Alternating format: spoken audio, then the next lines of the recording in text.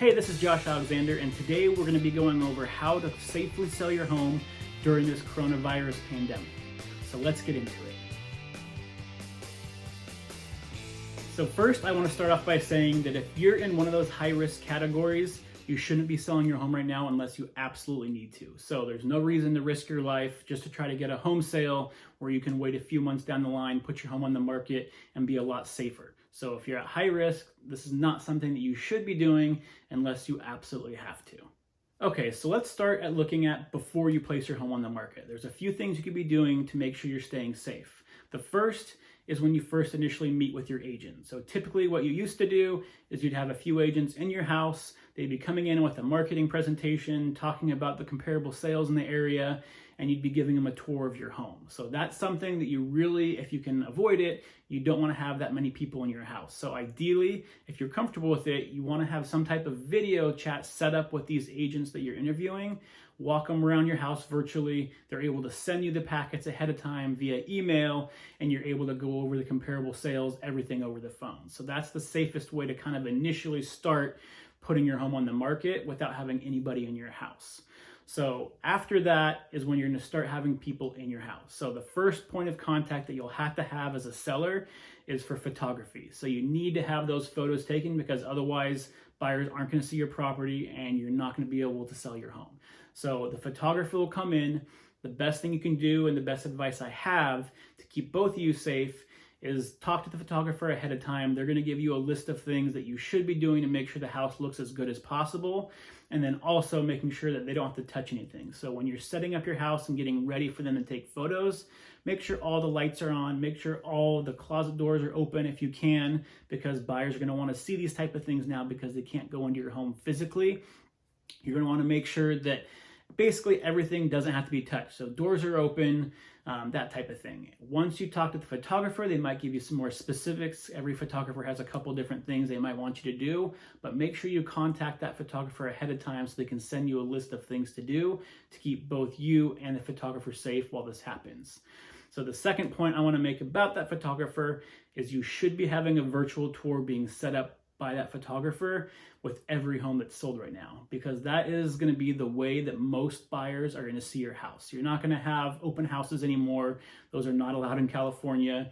You're really going to only limit those one-on-one agent showings to very, very specific buyers that you know are very interested in placing an offer. So everybody else, the only way they're going to be able to see your property is through some type of virtual tour. So you really want to make sure your photographer is doing that for you. And that's something that should be on every single home. Okay, so now your home is ready to hit the market. So what are agents doing differently now than what they've done before? I kind of mentioned it a little bit with the open houses. Because those have been canceled, that's one of the main ways you had buyers see your property beforehand. Now we're doing it a little bit differently, and it's something that is actually relatively new. It only started about 2 weeks ago, and it's something called virtual open houses. So this is something that the MLS is doing where agents can go into the MLS and say, hey, at 1 o'clock on Saturday, I'm going to be at the seller's property. If you'd like to see the house, have your buyer log into this Zoom meeting or some type of virtual video platform, and they're able to basically walk the home with the agent going through your home, ask questions they might have. If they want a closer look at a certain closet or have a closer look at a certain fixture, they're able to do that without actually being at the property.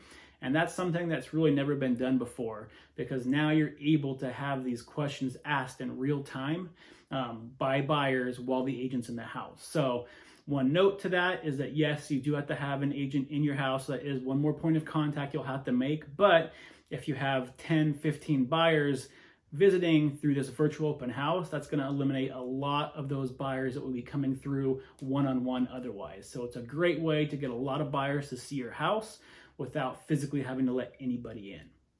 Now, if you want to sell your home, but you really are hesitant about having anybody in the house whatsoever before you go into escrow, you can still do that, but you need to be prepared to be able to get offers on the property without the buyers physically seeing it first. So if you're okay with that, then you can move ahead and do that. There are ways that the buyer's agent can write the contract that says, hey, here's the property we want, here's the price, list out all the terms, And what they can do is put into the contract saying, hey, we haven't seen the property. The only thing that we request is that within the first 1 or 2 days that the buyer is able to go inside, tour the property, just to make sure that everything matches what they've seen in the virtual tours and the pictures.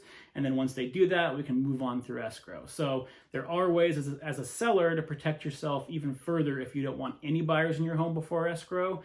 And that's kind of the easiest way to do it, is just say no physical showings unless you're in escrow. Now that will eliminate some buyers that have to see the home before they place an offer, but you still have the ability to get your house into escrow while keeping yourself as protected as possible by not really having anybody outside of the agent and then the initial photographer in your house before you get into escrow. Okay, so now let's say that you get into escrow. So what has changed and what do you need to be doing during escrow to keep yourself as safe as possible and also minimize any of those face-to-face contacts you need to have, as well as minimize the amount of people coming into your house? So the first one is going to be the general inspection. So most buyers are going to want some type of general inspection, so you do need to allow that as long as you have that in the contract. And what that basically used to look like is you'd have the general inspector in the house, the selling agent would be in the house, sometimes the buying agent would be there as well, and then the buyers a lot of times would meet the agent at the house at the end to go over anything they found. So that was a lot of people in the house. What's changed now, and this is something that you should basically be asking for with any inspection during escrow, is that just the inspector comes in the house. They're going to be there. They're going to spend usually 2 to 4 hours there, so you'll probably need to leave the house at that point to do that. But that way, there's only one person in the house.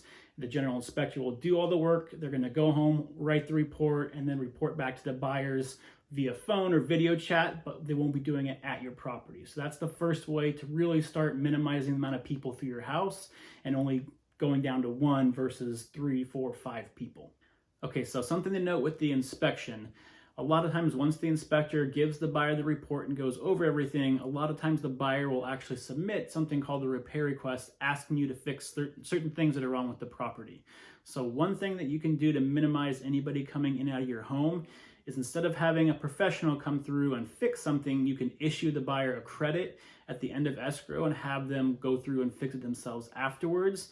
And that will basically eliminate any other contractors coming into your house to fix issues with the property. So this doesn't guarantee the buyer will agree to it, but it's something that you could respond with and just say, hey, we'll give you a credit at the end of escrow. And a lot more buyers are open to it now because they understand the circumstances, that you really just don't want people in your houses. So if you can, try to just do a credit at the end of escrow. Otherwise, you will have to have a few more people in your house to get those repairs done. The next possible point of contact that you might need to have during an escrow process as a seller would be the appraisal. So if a buyer is putting an offer on a home that needs to have a loan on the property, the bank is going to want to have the property appraised. And the reason I say you might need this is because lender requirements have been changing rapidly over the last couple of days and weeks, whereas usually they almost always required an in-person appraisal, going through your house, taking measurements, taking pictures. Whereas now, because of everything going on, the stay-at-home order, what they're trying to go to, and you see this more and more frequently, is called a drive-by appraisal, where the actual appraiser goes to the neighborhood of the property. He'll look at the outside of the property, take pictures, walk through the neighborhood, and then go home to do the rest of their job. So they'll go home and look at the comparable sales, all the other pictures that way, so the appraiser is never entering to your house. Okay, so the next point of contact that you'll have to have as a seller during escrow will be getting the deed notarized. So this is something that a lot of escrow companies are now sending a notary out to your house, so you don't have to leave the house, but you will have to step outside onto your porch, and then it's a single piece of paper. The notary will come, you'll sign it in front of them, they'll do their thing, and then basically leave and give it back to escrow. So that's something that you need to have done, and you can either do it at your house, or if you don't want the notary at your house, you can go to a bank and have it done there or anywhere else where you can find a notary. But it needs to be notarized and then sent back to escrow. So after you get that deed notarized, really there's not going to be too much activity happening in terms of face-to-face contact or anybody going into your house until at the very end of escrow. And the last point of contact you'll have is the buyer is going to come through one more time. Usually they can waive this, but most buyers are going to want to see this. They come through the house and they're just verifying that the condition of the property is similar to when they saw it the first time. And then they're also looking for any repairs that were done. So if you and the buyer have agreed on any repairs that needed to be done in order for them to move forward with purchasing the property, they're just going to verify those repairs were done correctly. And that's called verification of property. And that usually happens 2 to 3 days before escrow closes. They're usually in and out within 15-20 minutes, so they're not there very long. But that's the last point of contact before you close escrow that you'll have to have with someone during a transaction. So I know it's a lot of information for sellers, but just to recap, there's going to be at least 5 points of contact that you're going to have to accept if you want to sell your home. And so those 5 points of contact will be the photographer to be there initially. You're usually going to have the buyer walk through the property either right before they go into escrow or right after you go into escrow. You're going to have a general inspector at the property. Hopefully the appraisal gets waived so no one's in the property. The fourth is going to be that you need to have that face-to-face contact to get that deed notarized. And then the fifth is going to be that final walkthrough the buyer does. So if you're able to get everything done perfectly lined up, you only have to have 5 points of contact during a sale. Now let's talk about some of the other things that can happen during a sale that's going to increase this. So the first one is if you have to have multiple buyers in the home before actually getting into escrow. So this goes back to what we talked about at the beginning. If you're not allowing any buyers in your home until after you get into escrow, then you're going to keep yourself safe. If you are allowing buyers into the house before you go into escrow and before they place an offer, then that's really going to be up to you on how many buyers you're letting through. It could be 2 buyers, it could be 5 buyers. Obviously, you're going to want to keep it down to as minimum as much as you can. So again, this goes back to making sure your agent is vetting those buyers before they walk through the property. A couple other points of contact. Again, we talked about it a little bit, but the appraisal, sometimes you're going to have one, sometimes you won't. So that might be another area of contact that goes from 5 to 6 during an escrow process in terms of the amount of times you're face-to-face or having someone walk through your house. And then the final one I want to talk about, which is less common but definitely happens, is during the general inspection, if the inspector finds something and tells the buyer, hey, maybe you want to get an electrician to look at this specifically or a plumber to look at this specifically because there might be something more going on, then contractually you need to let the buyer do as many investigations as they want. You can't say no to them. So basically, if they say, hey, we want to have an electrician out to your house, we want to have a plumber out to your house to get a better idea of what's going on, that's something that you have to be able to be comfortable with and know before you place your home on the market that those are some points of contact that generally don't happen but could happen during a transaction when you're trying to sell your house. So other than that, that's really the only variables that you're going to see in most transactions. So again, you have a minimum of 5, but I would say if you're comfortable with 10 people walking through your home or less, then you're going to have a good chance of selling your home, finding the right buyer, and giving yourself a little bit of flexibility in terms of how many people are coming through your home. Okay, so my final thought for sellers, and something that you want to make sure you're doing to protect yourself as much as possible, is we talked about it a little bit with the photographer, but anytime someone's in your house or coming into your house, you want to make sure that they aren't touching anything. So what you need to be doing is, if you have buyers in your home, making sure all the lights are on, their closet doors are open, all the doors are open, and making sure that the buyer really doesn't have to touch anything to be able to view your property. And that's the same thing with inspectors, that's the same thing with appraisers, that's the same thing for anybody entering your property. You just want to make sure that their points of contact through the house are going to be 0 if possible or very minimal to keep yourself as well as the buyer safe. And the second thing I'll say in terms of safety is, if you do have people in your house, you want to make sure you have some type of hand sanitizing station at the beginning so they can sanitize their hands just in case they don't bring any. And then also, if you have any excess gloves, shoe booties, or masks, have those available just in case the buyer doesn't have them. So you don't want to rely on the buyer if you don't have to have them making sure that they're following the proper procedures and protocols.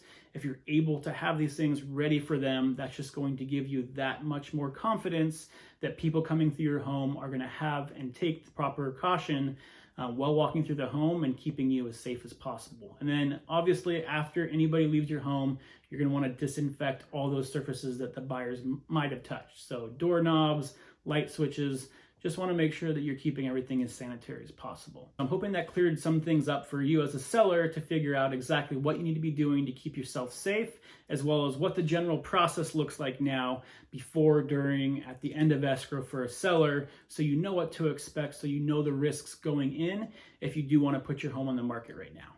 If you found this video useful, please hit the subscribe button below. I'm updating everybody at least once a week on what's going on with the market, as well as doing interviews with other industry professionals so you can get their side of what's happening as well, just to keep you as informed as possible as we all navigate through this unprecedented time and hopefully come out the other end as soon as possible. Thanks and have a great day.